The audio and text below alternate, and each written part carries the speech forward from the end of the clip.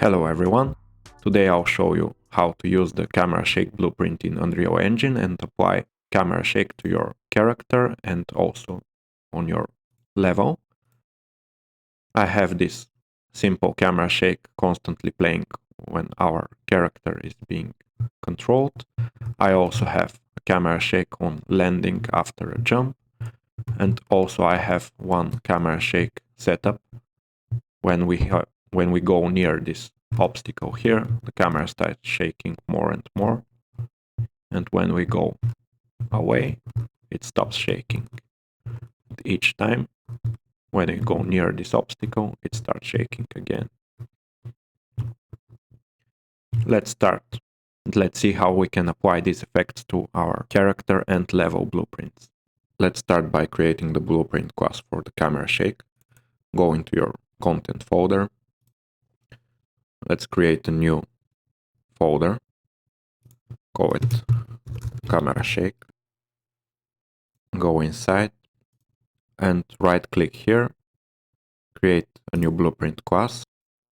Inside the all classes drop down, search for camera shake and choose the camera shake base type. Click on select and let's call the first one short shake.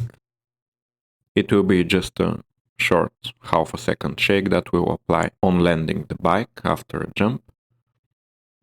Let's open the camera shake just to explain you what all the options do. Into the camera shake blueprint, here into the details panel, the root shake pattern can be a couple different types. You can choose a purling noise camera shake pattern, a sequence camera shake pattern, or wave oscillator camera shake pattern. And the fourth one, the composite, is just a combination of the other three. You can add multiple different types and play them together, and that's why it's called composite camera shake. We will not be covering that. The sequence camera shake pattern is done by animating values in your sequencer, so we're not covering this as well. I'll show you the other two types. The purling noise is applying random movement to the location or rotation of your camera. It is very good for a general camera shake that's imitating a handheld camera or something like this. And the wave oscillator camera shake is what I prefer for some kind of reaction camera shakes. For example, if your character gets shot or you're firing a very powerful weapon or anything that is caused by some immediate event in your game. For the landing animation, I prefer to use this wave oscillator camera shake, and I'll show you now what it does and how can you set up the way you like it. Let's choose that, and let's start with turning off the location and the rotation amplitude multipliers. This will turn off the camera shake, so we can start by one showing you the different options, and it will be easier to understand how to apply the effect you're looking for that way. Let's change the duration to half a second. As I said, this will be a short effect after you land your jump. The blend-in time is the time that the animation of the camera shake will blend from not showing at all to the value that you have specified in your camera shake settings. Let's start with 0.1 seconds and the blend out time will be 0.2 seconds. For this short animation type, these are, I believe, good values. Let's compile and save this shake, and let's go into our character blueprint to apply this when we land. Let's right click somewhere into the event graph and call the event on landed. This is a default event for your character blueprints, so you should be able to access it anywhere in your event graph. Let's get the controller for our player. Then we need to cast it to the type of the controller that we are using.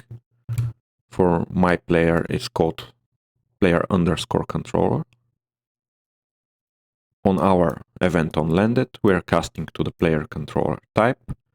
Then as a player controller, we'll get the camera manager, type get camera manager. And for this camera manager, we'll start camera shake. So search for start camera shake and apply this effect. And for the shake class, we'll use the short shake that we created right now. Let's compile and save our character. So when we land our bike, our camera shake will be played. For now, we don't have any camera shake set up. So go into the short shake blueprint that we created. And let me show you what the different options do. By setting the multipliers to 0, you're turning off the event. So we are turning off the camera shake for the location. And we'll start with showing you what the rotation camera shake do. I'll put that to 1 for now. This will multiply all the different rotation types amplitude effects by 1. Whatever we put here, it will be applied to our camera shake. Let's start with just the first type, our pitch oscillation. Let's set that to 10, so you can easily see the effect. Let's compile and save. Let's hit the play button. And now, when we jump and on the landing event, our camera shake is being applied and our rotation on the x-axis is being applied. The camera is rotating up and down on landing. I'll put this to a higher number for this to be even more visible. Let's hit play and jump, and on the landing animation, our camera shake effect is applied. The amplitude is the strength of your effect.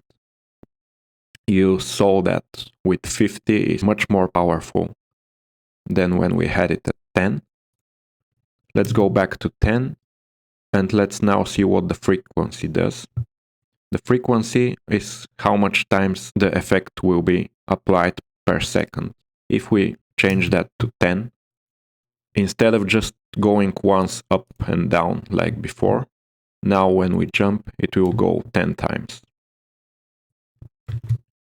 Actually, it's more like 5 because our effect is for half a second. But the frequency is just how much times it will be applied for a period of time.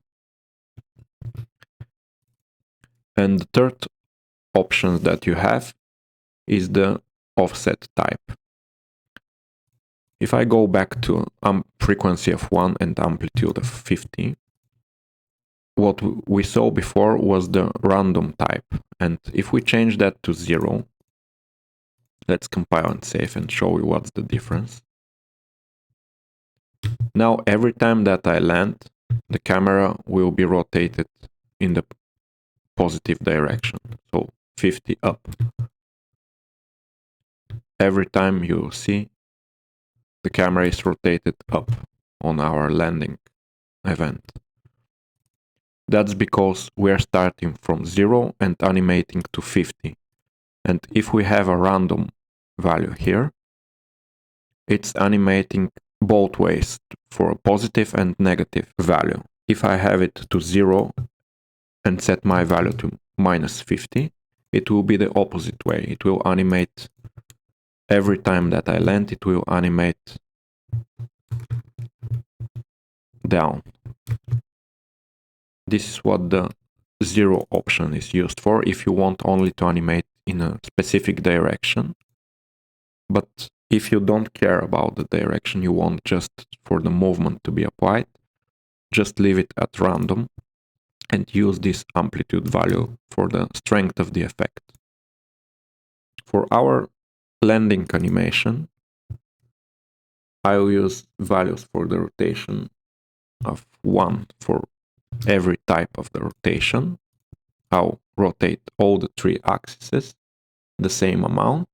And instead of changing the frequency for each one of them, I'll change it just here into the multiplier to 5. And when I compile and save, if I jump, then on the landing, the animation for all of the axes is applied for half a second, the period that we have set up.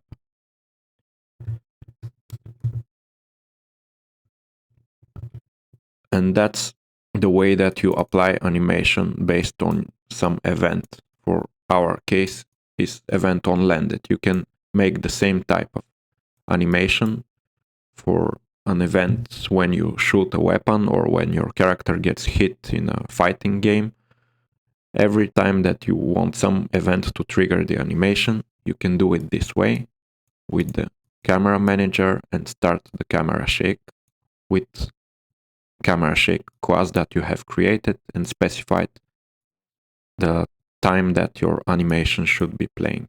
For our short shake, it was half a second. You may want to have a different type of camera shake that is constantly applied to your character, like a held hand camera that's following your character or something similar. Or for walking animations, you want the camera to be shaking while you're walking. For something like this, you can make the same camera shake blueprint. Let's right click here into our camera shake folder and create a new class. Let's search again for camera shake and create camera shake base type. And let's call it idle shake because it will be always applied. Let's go inside the blueprint, and here I'll now show you the other type of camera shake. It will be the Perlin noise camera shake. This is a more random pattern. It's not going just up and down to specified value like the oscillator type, which is just using a sine wave. But the Perlin noise is creating more random movement. I like to use that for more general shakes that are constantly being applied, and for shakes that are being driven by events, I like the other type more.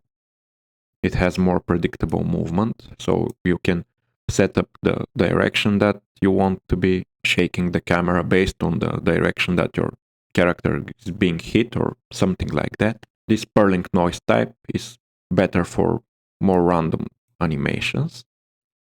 And for this one, I'll leave everything as default.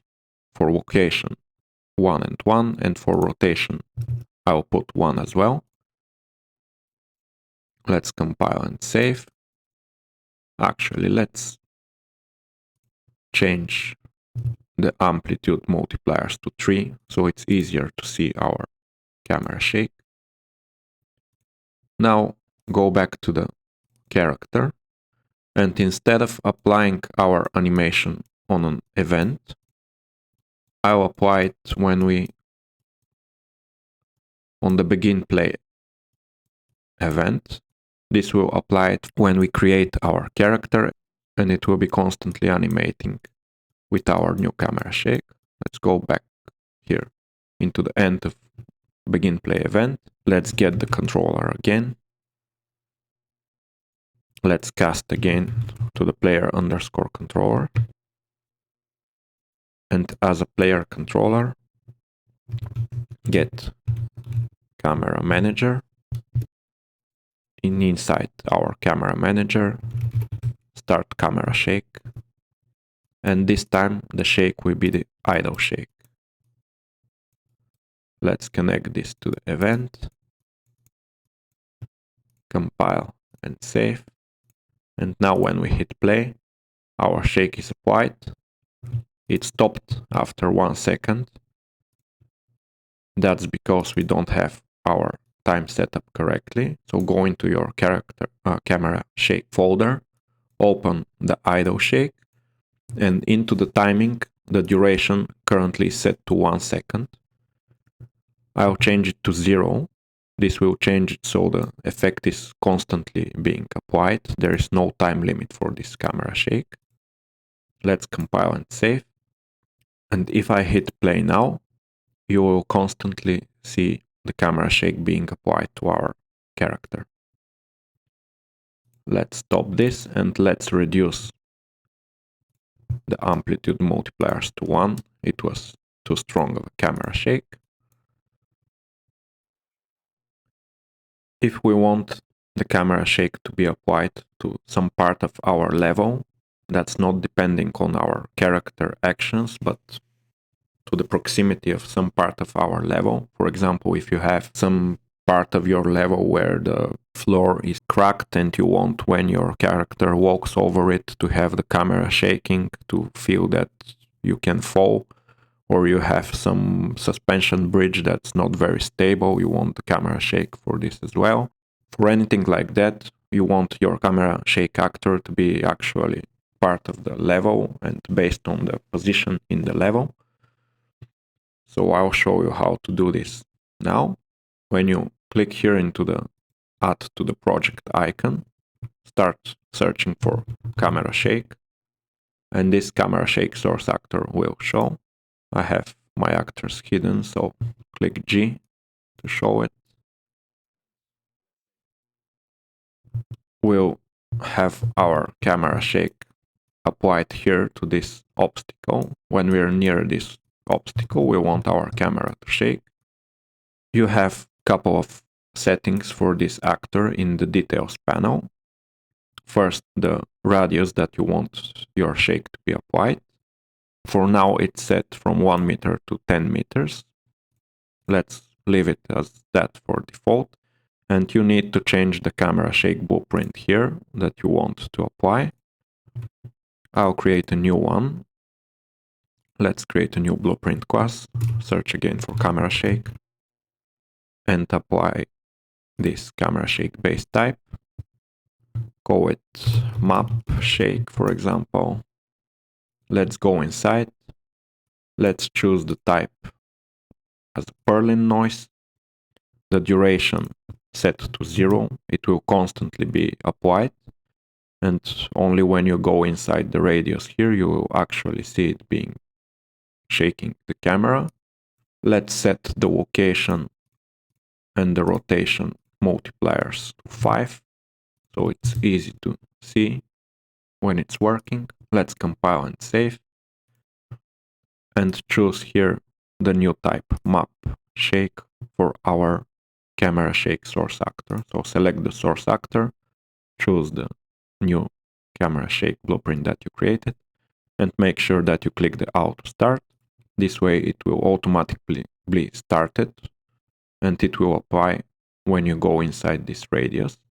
Otherwise, you'll need to create events in your level blueprint, for example, if you want some variables, for example, to control if you can start the shake or not.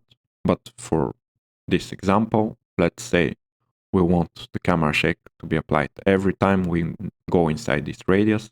So click the auto start. And now when I hit play, I have my idle shake applied for the character. But if I go near this obstacle,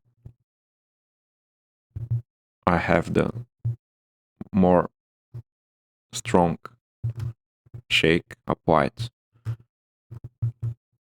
Let's change the values so it's a little bit easier to see the effect. Let's change the multiplier to 10 and here 10. And let's increase the radius to 2000.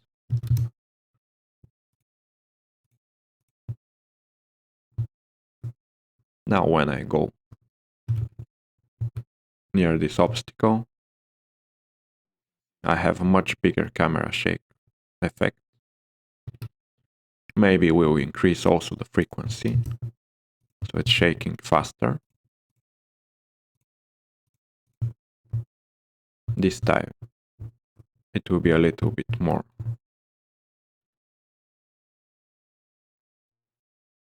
If we go away from this,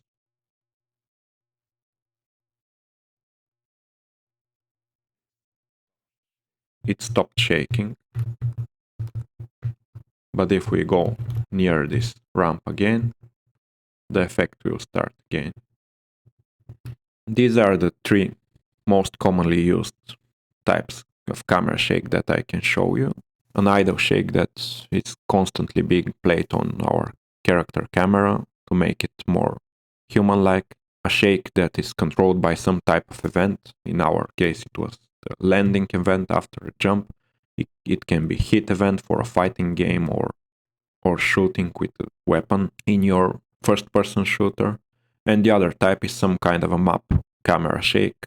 If you have some part of your map that you want to feel unstable, or for example, if you go inside a bus or a train or you want your camera to shake there, you can do that with this camera shake source actor in your level.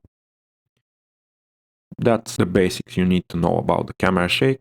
If you have any questions, please write in the comments. It will help a lot if you like the video and subscribe for the channel. And if you have some questions for other tutorials, please write in the comments and I'll make sure to create a tutorial based on your requests. And see you next time.